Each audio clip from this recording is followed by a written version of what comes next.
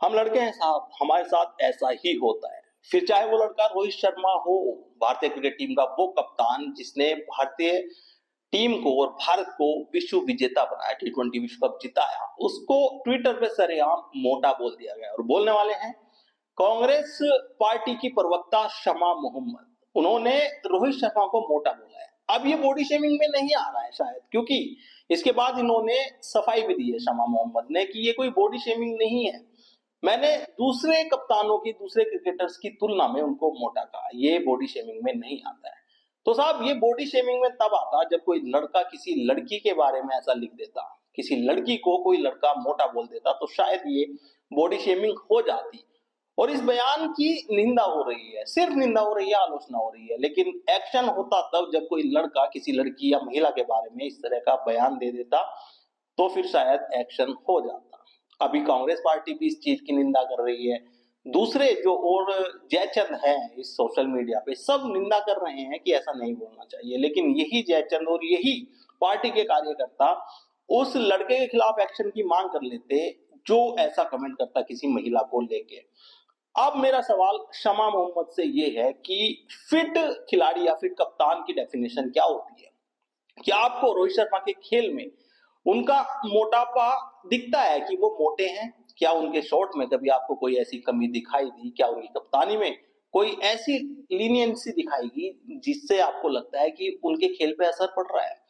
अब मेरा दूसरा सवाल ये है कि आपकी पार्टी के जो कर्ता धर्ता है राहुल गांधी, क्या वो अनफिट नहीं है? फिजिक की मैं बात नहीं कर रहा हूं, लेकिन क्या वो पॉलिटिकल टर्म में अनफिट नहीं है? वो इतने इलेक्शन लड़के आज तक भी अपनी पार्टी को लीड नहीं करा पाए और खुद पता नहीं कितने इलेक्शन उनकी वजह से आप लोग हारे हो, तो क्या ये पार्टी में अनफिट नहीं है राहुल गांधी?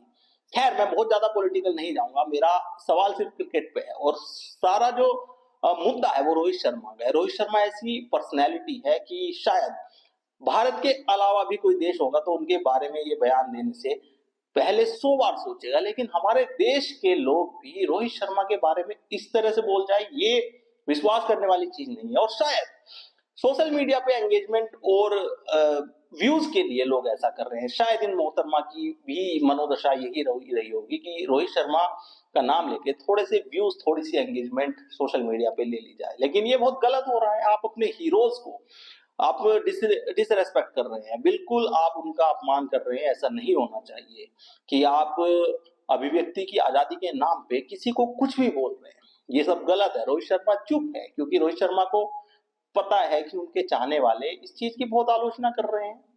और आपने बयान देके अपनी सफाई भी दे दी है कि नहीं, मैंने इस टर्म में नहीं बोला कि मैं दूसरे खिलाड़ियों से कंपेयर कर रहे। अरे क्यों कर रहे थे यार आप? मैं समझना चाहता हूँ कि आपके मन में क्या चल रहा था जब आपने रोहित शर्मा को अ, मोटा बोल दिया। आप क्रिकेट को अगर जानती हैं, थोड़ा भी जानती है, तो शायद आप ये बयान ना देती। रोहित शर्मा जो दूसरी टीमों के भी फेवरेट है, शायद उनके लिए ये बयान नहीं बनता है। तो मेरे हिसाब से ये चीजें रुकनी चाहिए। मेरे हिसाब से चाहे कोई लड़का हो या लड़की हो, इस तरह का बयान किसी के बारे में भी नहीं देना चाहिए। चाहे रोहित शर्मा सामने हो, विराट कोहली सामने हो, कोई भी, चाहे कोई महिला है, कोई पुरुष है, किसी के बारे में भी कोई इस तरह से बयान ना दे, क्योंकि कोई किसी को जज नहीं कर सकता, किसी को जज करने का अधिकार किसी को है नहीं।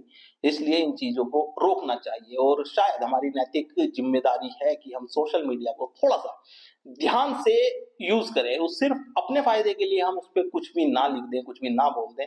शायद अगर ऐसा होगा तो हम सोशल मीडिया को अच्छी तरीके से यूज करेंगे।